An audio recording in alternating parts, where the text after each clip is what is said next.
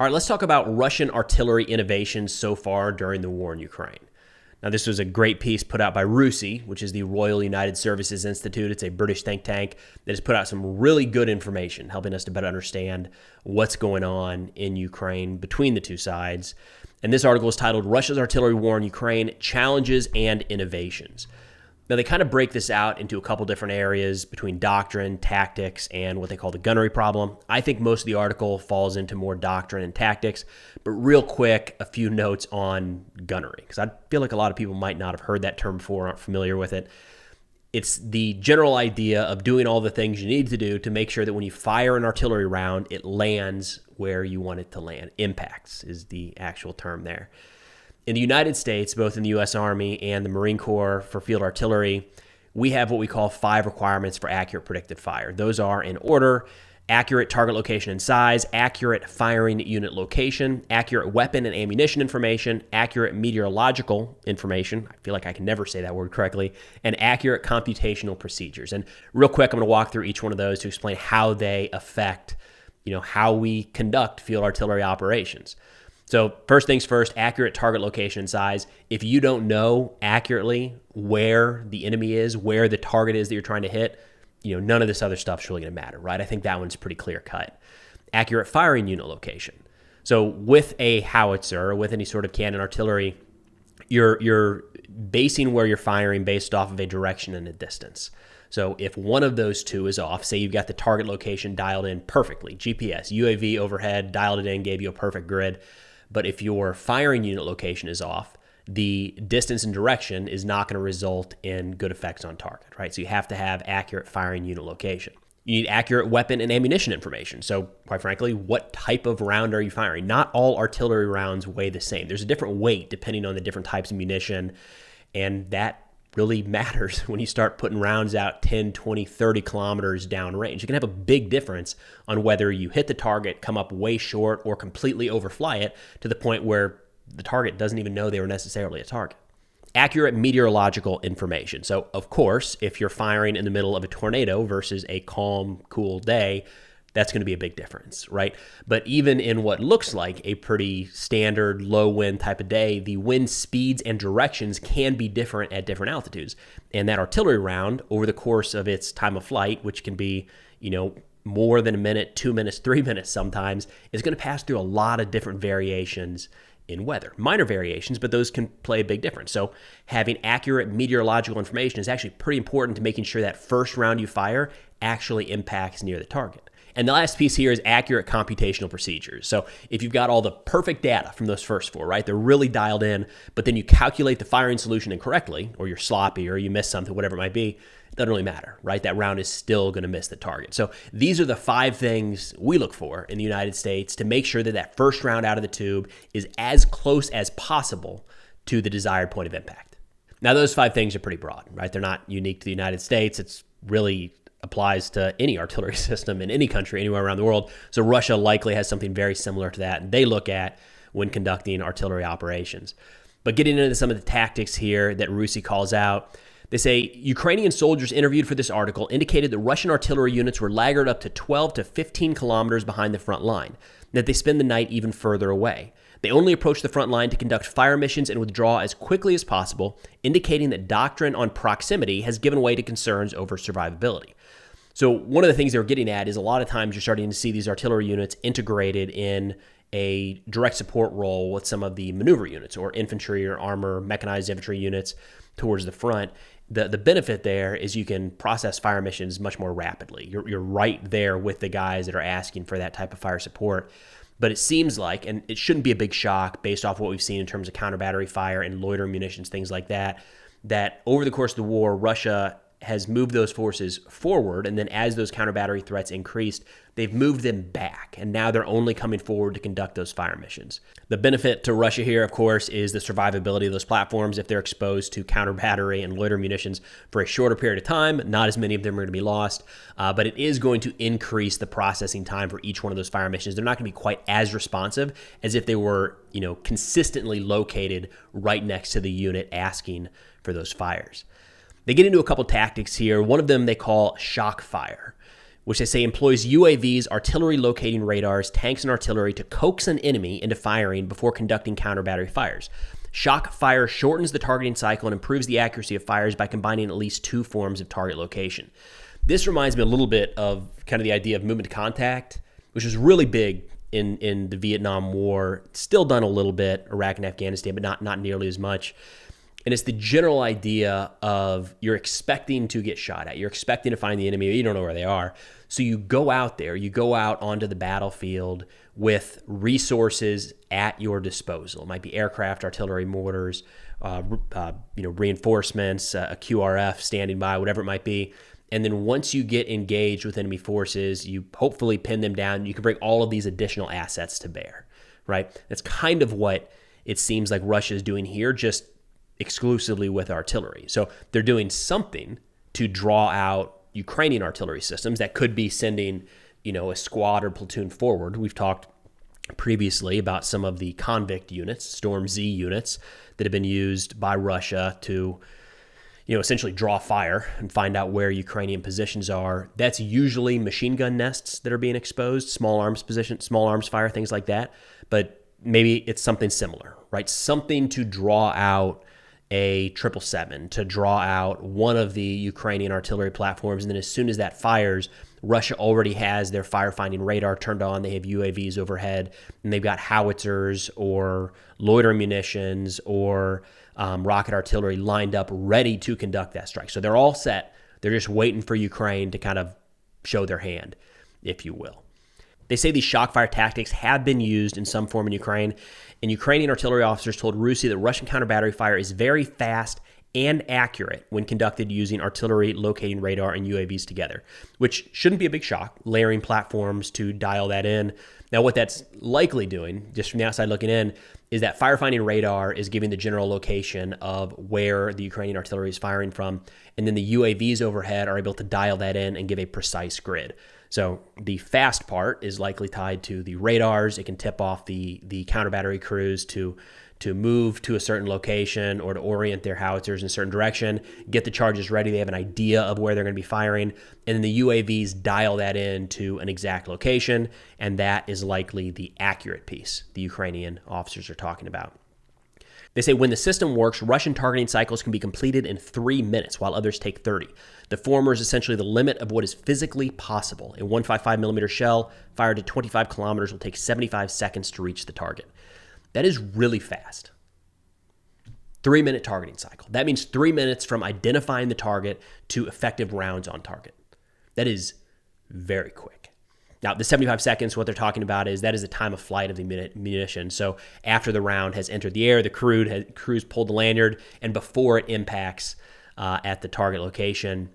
So you're talking about, under 2 minutes for that crew to be able to receive a mission, a dynamic mission. They don't know where they're going to be firing. So to receive that mission, calculate the firing solution, and put that first round down range in under 2 minutes, that's quick. A lot of these crews, both in Russia and Ukraine, they're getting a lot of practice, right? A lot of very real-time life or death type practice, and this is what it's resulted in. They also talk about this reconnaissance fire system, which they say is a development of Soviet-era concept designed to pair tactical intelligence, surveillance, and reconnaissance assets with precision strike artillery in real time. It's a lot of words there to say precision-guided munitions for specific targets, right? Most of these are being carried out in Ukraine with the Krasnopol 152mm laser-guided round. We don't really have anything like this in the U.S. arsenal anymore. We used to have something called Copperhead.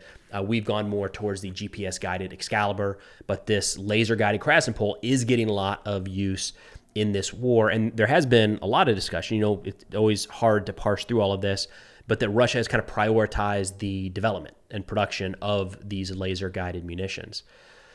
They say ground-based laser targeting is evident, but some Russian documents indicate that the Russian armed forces have struggled to get forward observers to perform their role in Ukraine. Many prefer to use UAVs, a safer but potentially less effective solution. I don't even know that I'd argue less effective in a lot of ways. I mean, you risk the drone being shot down or being noticed for sure, but forward observers are relatively limited, especially in a conflict like this where the lines are so set in stone in certain areas. a forward observer can only call in a target on something that they can see. And in this case, they have to be able to laser the target. And that laser is not going through a tree line or it's not going over a hill, right? So any sort of UAV is going to be able to dramatically expand, what those Krasnopol rounds can target. They also talk a little bit about the Lancet loitering munitions, which I think, on the one hand seems kind of out of place for an article talking about artillery, but it's really kind of become a part of this whole counter battery discussion during this war. They say the Ukrainian commanders told the author that while Lancet is more prevalent in some areas than artillery, in others it is rarely seen. The use of Lancet also suggests that Russia has struggled to counter dispersion with its pre-existing targeting structures and doctrine. From the videos we get coming out, it's very hard to figure this stuff out, or very hard to discern this type of information, that it's only being seen on certain parts of the battlefield. So only certain units, maybe only certain operators that are proficient in using the Lancet, and they're the ones that are authorized to put them into action. But the second part here, where they say that this is largely in response to Russia struggling to counter dispersion, they're going to hit on more of that in a second. And I think it's a really good point and kind of a major learning lesson from what we've seen in Ukraine so far. They add, however, the lethality of Lancet is often insufficient. It is apparent from videos that crews can hear the munition approaching, as they often have time to disperse before it strikes. One officer also said that although he had seen his gun destroyed several times online, it remained alive and well. Kind of a mixed bag here. I think this is one we have to be careful not to veer off in any direction of extremes. There 100% have been videos out there showing, catastrophic strikes by Lancet drones. These are the Russian kind of military-grade loitering munitions, right? So it's a drone that's designed to just crash into a target and detonate. It's not coming home. It's not just out there to gather intelligence to come home. It's designed to blow up. They have been effective in a lot of ways. They're certainly a threat to a lot of the Ukrainian forces. But, something we're going to get into here in this next portion, one strike, one detonation does not automatically mean that any piece of equipment is destroyed. And like this soldier said here, that his gun has been destroyed several times in some of these Lancet videos, but they're still using it, right? So where they take that conversation then has more application, I think, to the United States, kind of what we need to take away from this war going forward. They say the proliferation of reconnaissance and precision strike assets has led Western artillery forces to focus on precision, leading to what Amos Fox, he's Lieutenant Colonel in the U.S. Army, terms the precision fallacy. Fox posits that precision strike munitions have led commanders astray with the promise of hitting a target. However, he notes that single precision munitions may fail to destroy the target because they lack the necessary lethality. That's exactly what that Ukrainian commander was talking about. His gun had been hit. The accuracy problem has been solved with so many of these GPS or laser-guided munitions or the Lancet loiter munitions. You're able to strike the target. But one round does not automatically mean that piece of equipment is destroyed. And it's this fallacy that I can understand where they're coming from, where you think, one-shot kill. That's it. And in some cases, that can do the trick, right? If you have an Excalibur round, 155 millimeter GPS-guided artillery round land directly on top of a BMP, it's going to destroy the BMP, right? That BMP is going to be out of commission. But if it's off by just a few meters left or right, it is entirely possible that BMP is able to drive off the battlefield, and maybe the crew's got some concussions, there might be some equipment knocked around, but it's still functional, right? But missing a target by 2 meters with an artillery round is pretty dang accurate. That's much better than we can predict, much better than we can expect from a dumb, unguided munition. But so it's this idea that since we're able to strike targets or very nearly strike targets the first time around every time, that translates to the destruction of this equipment, and it's just not turning out to be true. This is all brought up under kind of the umbrella of the Russian view of massing fires, weight of fires, if you will. They say, for instance, 12 122 millimeter howitzers would require 600 rounds to engage enemy infantry across a 33-hectare area. For reference, 1 hectare is around 2.5 acres. So all 600 rounds would be delivered in 15 minutes. And this is the traditional Soviet and Russian artillery-style warfare we're familiar with. Massive fires, as many rounds as possible. We've talked about it before, kind of the calculations of how many rounds are needed to saturate an area to destroy a certain type of target, which might not be working very well for Russia in this war. They say Russian artillery may be struggling to achieve the weight of fires necessary to meet its doctrinal obligations. This may be a result of the extreme dispersion that is evident in Ukraine. So to just go back to that previous piece here, they say to engage enemy infantry across a 33-hectare area, 600 rounds are needed. But what if that enemy is spread out? And instead of enemy infantry across a 33-hectare area, they're over a 99-hectare area. All of a sudden, instead of firing 600 rounds, you're looking at 1,800 rounds. Do you see how quickly this gets out of control? So the Ukrainian forces have been dispersed. The howitzers have been dispersed. You're not running into a battery of Ukrainian howitzers lined up in one tree line or in one field, all firing at the same time. You're not having an entire Ukrainian company stacked together in a 200-meter trench line. They're spread out. So this whole doctrine of the weight of fires, it looks like Russia might have stuck with that for a long time. If you remember last summer, some of the volume of fires coming out of Russia was insane, like 60,000 rounds a day at times. That was likely following their doctrine. The problem was that doctrine was likely not going to achieve the desired effects because the forces that they were firing upon had dispersed. So instead of firing upon an enemy infantry company, a Ukrainian infantry company, for, say 600 rounds, it was a squad. So they were using 600 rounds for a squad. You can see how quickly they might start to run low on ammunition. They continue saying that recent reports indicate that 70% of Ukraine's casualties are a result of artillery fires. It is clear, therefore, that despite challenges, Russian artillery is having a significant impact on the Ukrainian armed forces and delivering effects through a combination of innovative tactics and technology, as well as a reliance upon its traditional doctrine. This is one of the reasons I really like RUSI. They're not just writing off the Russian military start to finish. They're looking at some of the ways that they've adapted and changed throughout this war in ways that we might be able to learn from here in the United States. In wrapping up, they say the evidence from Ukraine suggests that Russian forces have combined both approaches. The use of UAVs, radar, and precision munitions indicates that accuracy is essential for certain tasks, but attaining the weight of fires remains critical. And I think this is best viewed in the context of, you think back to the very early days of the war, there was talk that Russia was going to run out of some sort of ammunition. And at least for the last 6 to 9 months, we've been hearing that Russia is running short on artillery ammunition. And I think what's missing from that context is that Russia still has a lot of artillery ammunition. They're producing a lot of artillery ammunition, but they might not have enough to fire within their doctrine, if that makes sense. They might not have enough to put 600 rounds on enemy position. That doesn't mean they have zero, but to meet these doctrinal obligations within their field artillery, they don't have that amount to keep this going at the current rate. That's probably the reason, should they end up getting rounds from North Korea, that's probably what they're moving towards.